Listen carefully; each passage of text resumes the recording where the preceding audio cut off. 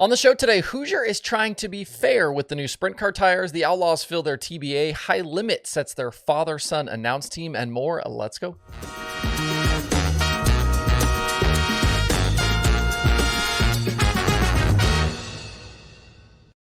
It is Wednesday, March 1st. I am Justin Fiedler. This is Dirt Tracker Daily.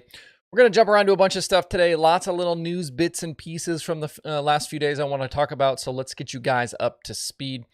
Coming up this weekend, the World of Outlaws Sprint Car Series is headed back down to Volusia for another weekend of racing. And I guess maybe I shouldn't say weekend because it's really Sunday and Monday, which I keep looking at and thinking is a mistake, but it's not a mistake. It's actually Sunday and Monday. But anyway, after that, they will head up north to Port Royal in Pennsylvania on March 10th and 11th. And this is all part of the new look spring calendar for the Outlaws that doesn't include a trip to California. That Port Royal weekend, though, is also notable because it will be the first for the new sprint car tires from Hoosier. The new D12A left rears will be mandatory going forward, as will the D15A and medium right rears.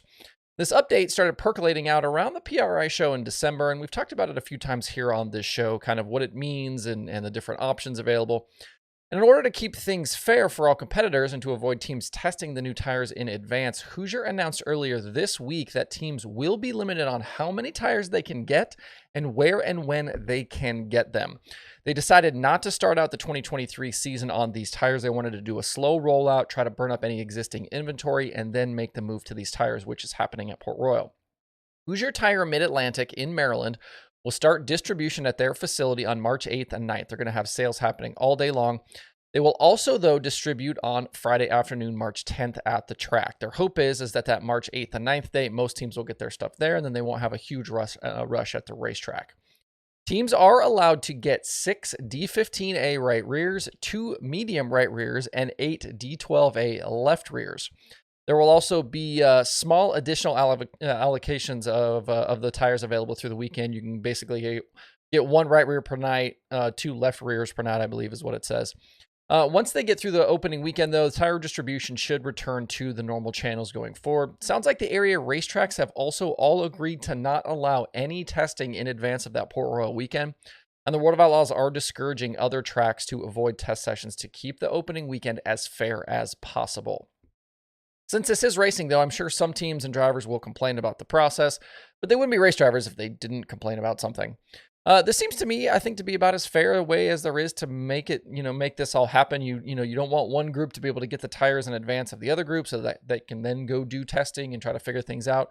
But obviously, it's going to depend on where your allegiances lie. If you're a Central PA fan, you're obviously going to want your guys to get the tire first. But I think this is the right move. And I don't know how you go about this differently if you don't do it this way. But you can see the full info sheet from Hoosier with all of the details over on Port Royal's Twitter and Facebook pages. They shared a lot of this information here within the last couple of days.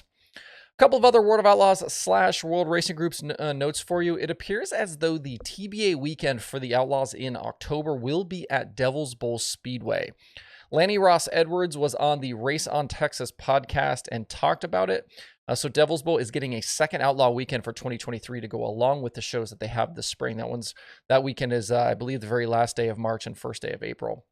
And there have been a lot of questions and rumors and things like that about the future of Devil's Bowl, but for the time being, it seems as though the track is continuing to operate. A hat tip to my guy Vince on the information on this one. Also, the World of Outlaws late model series just a little bit ago as I put the show together postponed their weekend ahead at Smoky Mountain Speedway. Storms, wet weather, things like that are in the forecast. They have pushed it back to March 16th. You can find full details over at worldofoutlaws.com. And out in California, their 2023 dirt racing season is off to a wet start, and the Silver Dollar Speedway has already canceled their upcoming weekend. The track in Chico, which is now run by Brad Sweet, Kyle Larson, and Colby Copeland, was supposed to have 360s and dwarf cars Friday and Saturday, but not anymore. It's been wet and cold, and the photo that they posted, which I'm sharing on the screen here as well with the announcement, showed a drenched racetrack. They'll try again in a couple of weeks with 410s during the Mini Gold Cup weekend.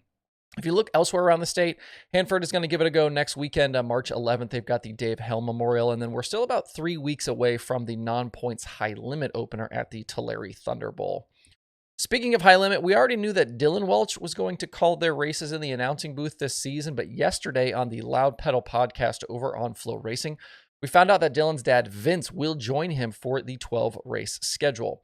Dylan, common face, common voice in dirt racing. He announced for USAC. He's competed in midget competition. We've seen him at the Chili Bowl and a lot of other places. And Vince is well known for his time across the NASCAR series with Fox. Vince had been the main play-by-play guy for the Truck Series, was also a pit reporter. He did a lot of the NASCAR shows, but he departed the network after the 2022 season. Dylan has also made his own name in recent years at the higher levels as well, pit reporting for MRN and NBC Sports for NASCAR. He's also done other series. I think it's a pretty neat deal to have a father-son duo in the broadcast booth, and I do like this direction for High Limit. It definitely adds a little something extra to their shows, having two familiar voices calling the action. If you're an XR fan, we've documented their new look schedule for the XR Super Series. We talked about their new point fund for 2023. They're also working on a bunch of other, kind of other smaller changes across their kind of landscape of properties, some technical stuff. They announced the addition of a yearly option for XR Plus subscribers. That's their streaming service. You can choose between $39.99 a month or $199.99 a year. Changes to websites are rolling out. They've got some new app stuff in the works as well. So a lot of things happening for XR. The first XR Super Series event of 2023 is later this month at the Volunteer Speedway. With well-paying races and that new point fund, you should see a healthy group of dirt late model racers take on these events. We talked yesterday about Brandon Overton being one of them. We're still about 2 months away from the start of the USAC midget season, but the Extreme Outlaw midgets get rolling here next week, and I wanted to point out a few recent news items kind of in the midget world. First, yesterday it was released that Dazen Persley will run the full USAC midget slate this season with Reinbold Underwood Motorsports. We saw this same pairing of Persley and Reinbold Underwood back in January at the Chili Bowl, and now they've extended this to include the full USAC season. This will be Dazen's first full midget season since 2021. He ran 10 shows with the series last year as he kind of worked back from that neck injury. Persley has also signed up for the full USAC Sprint Car Series. He's running an entry for KO Motorsports on that side.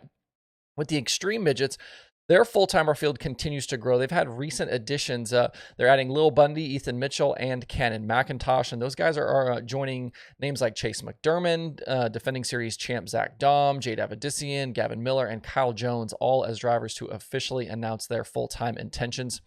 The 36-race Extreme schedule kicks off next weekend, March 10th and 11th. They're going to run that indoors at the Southern Illinois Center in Du Quoin. Around the other dirt racing podcast this week, Wing Nation has Freddie Raymer and Anthony Tate from Volusia. Passing Points has new episodes with Blake Hahn and Ross Weiss. Oh How Dirt has Brett Lane. QuickTime has Lance DeWeese. Dirt Tracks and Rib Racks has Rylan and Britton Gray. All Gas No Brakes has a bunch of new interviews. They've got Tony Adair, Zach Mitchell, Dwayne Keith. Hoagie's Garage has Bill Rose, and there are new episodes of The Dirt Reporters and Dirt Track Confessions. To see the full list of shows and episodes, head over to dirttracker.com/podcasts. It is a quiet day on the streaming services, just Dirt Vision Now and Flow Racing 24/7 playing all day long. To see the full daily streaming schedule with links to watch, visit dirttracker.com/watch tonight. If you want to grab some Dirt Tracker merch, don't forget about shop.dirttracker.com. You can get stickers. I've got sprint car stickers. I got late model stickers. I got logo stickers. We got hats and t-shirts. You can check those out. Shipping is free in the U.S., and I will cover taxes for you. A great way to show your support for Dirt Tracker and get some cool stuff in the process. I hope you guys have a good Wednesday out there. We'll be right back here tomorrow for more.